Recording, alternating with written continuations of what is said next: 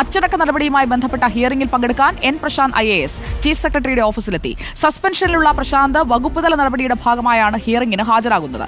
Supreme കോടതിയേക്കാൾ power chief സെക്രട്ടറിക്കാണെന്ന വിമർശനം ഫേസ്ബുക്കിൽ ഉന്നയിച്ചതിന് പിന്നാലെയാണ് പ്രശാന്ത് ഹാജരായിരിക്കുന്നത്. റഹീസ് റഷീദ് നമുക്കൊപ്പം. Good evening Rahees Rasheed. ഒരു IAS പ്രശ്നം നമ്മളിപ്പോൾ തീർത്തതേ ഉള്ളൂ. അടുത്തത് ഹിയറിംഗിലേക്ക് എത്തുകയാണ്. ഹിയറിംഗിന് പോകുമ്പോഴും ഒരു റൗണ്ട് വെടിവയ്പ് കഴിഞ്ഞതിന് ശേഷമാണ് അവിടേക്ക് എൻ പ്രശാന്ത് എത്തുന്നത്. എത്ര നേരം നീണ്ടു നിൽക്കും ഈ ഹിയറിംഗ്? സുജയ, ഈ IAS പ്രശ്നം ഉടനെ ഒന്നും തീരുന്ന ലക്ഷണമില്ല. അങ്ങനെ ഏതെങ്കിലും തരത്തിൽ തീരുന്നതാണെങ്കിൽ ശാരദാ മുരളീധരന് മുമ്പിലേക്ക് പോകുന്നതിന് മുമ്പ് തന്നെ അവരെ വിമർശിച്ചൊരു ഫേസ്ബുക്ക് പോസ്റ്റ് ഇട്ടിട്ട് പ്രശാന്ത് പോകേണ്ട കാര്യമില്ല. എന്തായാലും 4:30 പ്രശാന്തിനോട് എനിക്ക് പിന്നിൽ കാണുന്ന ചീഫ് സെക്രട്ടറിയുടെ ചേംബറിൽ എത്താനുള്ള നിർദ്ദേശം നൽകിയത്. ഏതാണ്ട് 4:30 കഴിഞ്ഞപ്പോഴാണ് അദ്ദേഹം അകത്തേക്ക് കയറിപ്പോയത്. ഹിയറിംഗ് നടപടികൾ ചീഫ് സെക്രട്ടറിയുടെ ക്യാബിനിൽ അദ്ദേഹം എത്തി 5 മിനിറ്റ് കഴിഞ്ഞപ്പോൾ തന്നെ തുടങ്ങിയിട്ടുണ്ട് എന്നാണ് മനസ്സിലാക്കുന്നത്. പ്രശാന്ത് ഈ ഹിയറിംഗിൽ പോകുമ്പോൾ 2 ഉദ്ദേശമാണ് പ്രശാന്തിന്റെ മുമ്പിലുള്ളത്.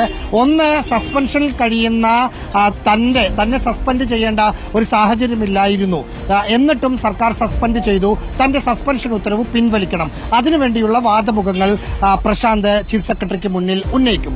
മറ്റൊന്ന്, 2 IAS ഉദ്യോഗസ്ഥർക്കെതിരെ, അതൊന്ന് അഡീഷണൽ ചീഫ് സെക്രട്ടറിയാണ്. ഒരുപക്ഷെ അടുത്ത മാസം ശാരദാ മുരളീധരൻ സർവീസിൽ നിന്ന് വിരമിക്കുമ്പോൾ ചീഫ് സെക്രട്ടറി ആകാൻ പോലും സാധ്യതയുള്ള S. ജയതിലകിനെതിരായ ഒരു കുറ്റപത്രം തന്നെ പ്രശാന്ത് ചീഫ് സെക്രട്ടറിക്ക് മുമ്പിൽ വെക്കും. തനിക്കെതിരായ വാർത്തകൾ വന്ന വഴി അതിന് ജയതിലക് ഏതൊക്കെ തരത്തിൽ ഇടപെട്ടു എന്ന് പറയുന്ന കാര്യങ്ങൾ, ഒപ്പം ഓഫീസിൽ നിരന്തരം ഹാജരാകാതിരുന്ന ഒരു ഉദ്യോഗസ്ഥരായിരുന്നു പ്രശാന്ത് എന്നതടക്കമുള്ള വിവരങ്ങൾ ഉന്നയിക്കും. ഒപ്പം ഗോപാലകൃഷ്ണനെതിരായ വിമർശനങ്ങളും അദ്ദേഹം ഉന്നയിക്കും. അതായത് തന്റെ കാര്യം പറയണം, ഒപ്പം തന്നെ എതിർചേരിയിൽ നിൽക്കുന്ന ആളുകൾക്ക് അവർ ചെയ്ത കുറ്റം പറഞ്ഞ് എനിക്കെതിരെ നടപടിയെടുത്തതുപോലെ അവർക്കെതിരെ നടപടിയെടുക്കണമെന്ന ആവശ്യം കൂടി പ്രശാന്തിന്റെ ഭാഗത്തുനിന്നുണ്ടാകും. പ്രശാന്ത് ഉന്നയിച്ച ഒരു കാര്യം, ഇത് റെക്കോർഡ് ചെയ്യണം, ലൈവായി ടെലികാസ്റ്റ് ചെയ്യണമെന്ന് ചീഫ് സെക്രട്ടറിയോട് അഭ്യർത്ഥിച്ചിരുന്നു. പക്ഷേ അത് പറ്റില്ല എന്ന് ചീഫ് സെക്രട്ടറി രേഖാമൂലം തന്നെ അറിയിച്ചിരുന്നു. ആ ഒരു സാഹചര്യത്തിൽ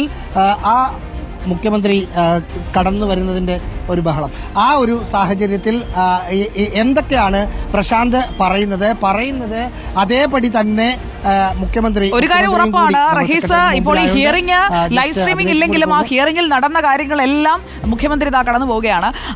എന്തായാലും ഈ ഹിയറിംഗിൽ നടന്ന കാര്യങ്ങളൊക്കെ റഹീസ് സൂചിപ്പിച്ചതുപോലെ തന്നെ പ്രശാന്ത് പുറത്തു വന്ന് ഫേസ്ബുക്കിലൂടെയോ അല്ലെങ്കിൽ ഒരു ലൈവ് വീഡിയോയിലൂടെയോ ഒക്കെ എഴുത്തായോ വാചകങ്ങളായോ പുറത്തേക്ക് പറയുമെന്നുള്ളത് ഉറപ്പല്ലേ? അക്കാര്യത്തിൽ ഒരു സംശയം വേണ്ട. എന്തൊക്കെയാണ് അവിടെ സംഭവിച്ചതെന്ന് പ്രശാന്ത് കൃത്യമായി പറയും. ഇപ്പോൾ സുജയ പറഞ്ഞതിന്റെ ഒരു പടി കൂടി കടത്തി പറഞ്ഞാൽ ഇന്ന് അവിടെ സംഭവിക്കുന്നത് പ്രശാന്ത് തന്നെ റെക്കോർഡ് ചെയ്യാനോ ഉള്ള ഒരു സാധ്യത പോലും നമ്മൾ തള്ളിക്കളയേണ്ട. കാരണം അദ്ദേഹം പറയുന്ന കാര്യങ്ങൾ അതേപോലെ അല്ല, അതിന്റെ നേർ വിപരീതമായാണ് മാധ്യമങ്ങളിലടക്കം വരുന്നു എന്നതാണ് പ്രശാന്തിന്റെ വലിയ പരാതി. അതുകൊണ്ട് തന്നെയാണ് പ്രശാന്ത് ഇത് ലൈവ് സ്ട്രീം നടത്തണം, റെക്കോർഡ് ചെയ്യണമെന്ന് ആവശ്യപ്പെട്ടത്. സ്വാഭാവികമായും അത് റെക്കോർഡൊക്കെ ചെയ്യുകയാണെങ്കിൽ, ഇപ്പൊ ലൈവ് സ്ട്രീം നടത്തിയില്ല, അത് റെക്കോർഡ് ചെയ്യുന്ന ഒരു സന്ദർഭം ഉണ്ടെങ്കിൽ പോലും പിന്നീട് വിവരാവകാശ നിയമപ്രകാരമൊക്കെ അതിന്റെ കോപ്പി പ്രശാന്തിന് തന്നെ എടുക്കാവുന്നതാണ്. അവിടെ പറയാത്ത കാര്യങ്ങളൊക്കെ വാർത്തയായും മറ്റും വന്നു കഴിഞ്ഞാൽ അതിന് ഒരു തെളിവെന്ന രീതിയിൽ കൂടിയാണ് പ്രശാന്ത് അത്തരം ഒരു മൂവ് നടത്തിയത്. പക്ഷേ ഇതൊരു സസ്പെൻഷനിൽ കഴിയുന്ന ഉദ്യോഗസ്ഥന്റെ ഹിയറിംഗ് ആണ്, അതുകൊണ്ട് അത്തരം പരിപാടികളൊന്നും നടക്കില്ല എന്ന് ചീഫ് സെക്രട്ടറി പറഞ്ഞു. എന്തായാലും ഹിയറിംഗ് തുടർന്നുകൊണ്ടിരിക്കുകയാണ്. ഏറ്റവും പുതിയ വിവരങ്ങൾക്കായി നമുക്കും കാത്തിരിക്കാം. ഇന്ന് എന്തെങ്കിലുമൊക്കെ അവിടെ നടക്കുമെന്നുള്ളത് ഉറപ്പാണ്.